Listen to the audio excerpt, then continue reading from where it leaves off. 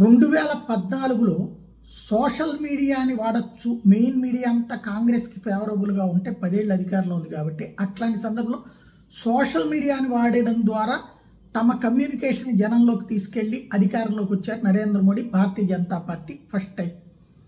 2019కి వచ్చేటప్పటికి hologram meetings పెట్టారు. అంటే ఒక చోట ఎక్కడో నరేంద్ర మోడీ మాట్లాడితే మిగతా చోట్ల స్టేజ్ మీద నరేంద్ర మోడీ ఉన్నట్టుగానే కనబడేటటువంటి ఒక టెక్నాలజీని వాడారు. భారీ ఎత్తున చాలా చోట్ల సభలు పెట్టుకొచ్చేసారు. ఒక్క సభ 100 చోట్ల పెట్టుకొచ్చినటువంటి కోణంలో సాగుతూ వచ్చినటువంటి వ్యవహారం. అది క్రిందటిసారి 2019లో స్పెషల్.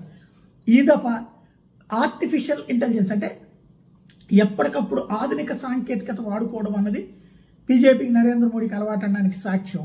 ఈ దఫా ఆర్టిఫిషియల్ ఇంటెలిజెన్స్ వాడి ఏకకాలంలో 8 భాషలలో బంగ్లా, కన్నడ, తమిళ్, తెలుగు, పంజాబీ, మరాఠీ, ఒడిస్సా, మలయాళం ఈ 8 భాషల్లో కూడా ఆయన ఉపన్యాసాలు ఒకేసారి తర్జుమా అయ్యి జనాలకి వినపడబోతున్నాయి. ఈ దఫా టెక్నాలజీ ఈ రూపంలో వాడుతున్నారు.